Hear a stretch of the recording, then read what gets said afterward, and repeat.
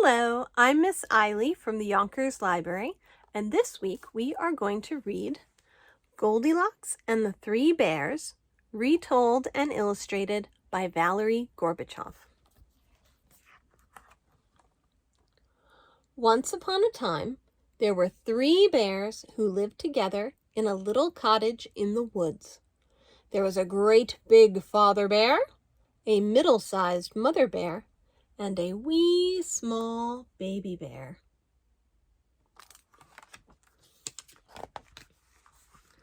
One morning, the three bears decided to go for a walk in the woods while their breakfast porridge cooled.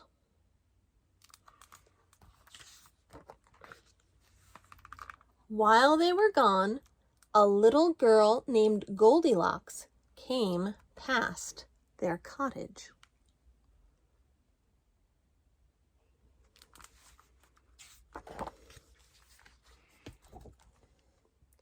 She peeked in the window, and when she saw that no one was at home, she went inside.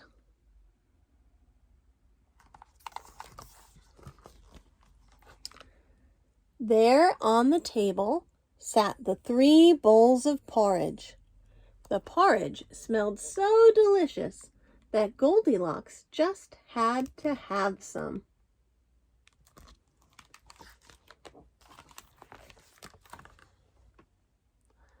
First, she tried the porridge in the great big father bear's great big bowl, but it was too hot. Next, she tried the porridge in the middle-sized mother bear's middle-sized bowl, but it was too cold. Then she tried the porridge in the wee small baby bear's wee small bowl, and it was just right. So she ate it all up.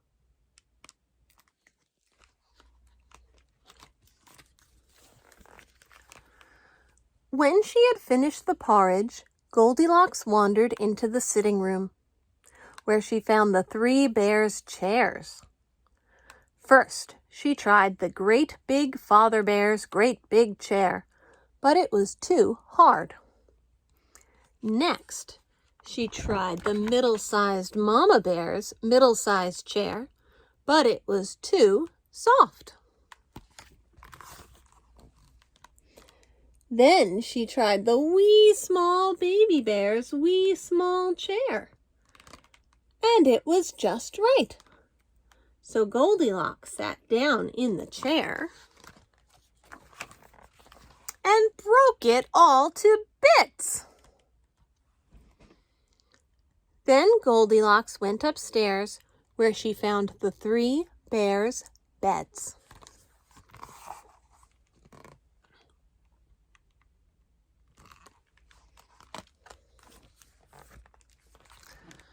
First, she tried the great big father bear's great big bed, but it was too hard. Next, she tried the middle-sized mother bear's middle-sized bed, but it was too soft.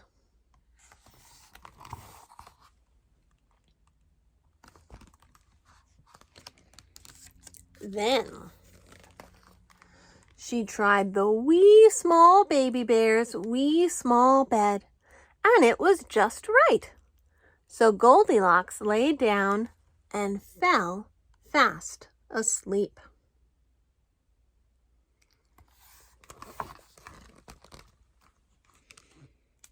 No sooner had Goldilocks fallen asleep than the three bears returned home. Their walk had made them very hungry, so they hurried right into the kitchen.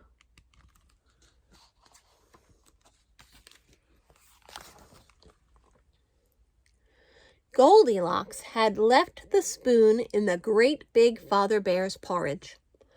"Someone has been eating my porridge," said the great big father bear in his great big voice. The middle-sized mother bear saw that the spoon had been left in her bowl of porridge too. "Someone has been eating my porridge," said the middle-sized mother bear in her middle-sized voice. Then the wee small baby bear looked at his bowl of porridge. "Someone has been eating my porridge," cried the wee small baby bear in his wee small voice, "and they've eaten it all up." The three bears hurried into the sitting room. Goldilocks had knocked the pillows off the great big father bear's chair. "Someone has been sitting in my chair," said the great big father bear in his great big voice. The pillow on the middle-sized mother bear's chair had been moved too. "Someone has been sitting in my chair," said the middle-sized mother bear in her middle-sized voice. Then the wee small baby bear looked at his chair.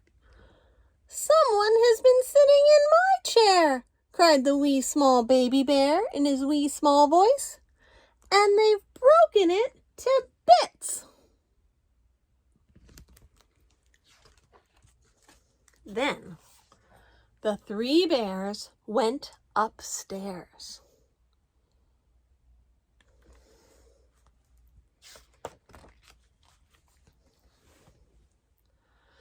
Goldilocks had messed up the covers on the great big father bear's bed. "Someone has been sleeping in my bed," said the great big father bear in his great big voice. The covers on the middle-sized mother bear's bed had been messed up too. "Someone has been sleeping in my bed," said the middle-sized mother bear in her middle-sized voice. Then the wee small baby bear looked at his bed. "Someone has been sleeping in my bed," cried the wee small baby bear in his wee small voice, "and here she is." Goldilocks woke with a start.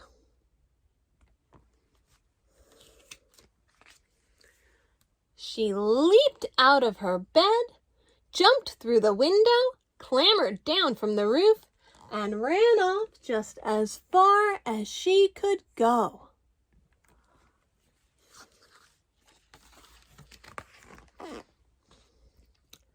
What happened to Goldilocks afterward, no one knows. The three bears never saw her again, and they lived happily ever after in their cottage in the woods. And that is the end. Thank you for reading with me. Goodbye.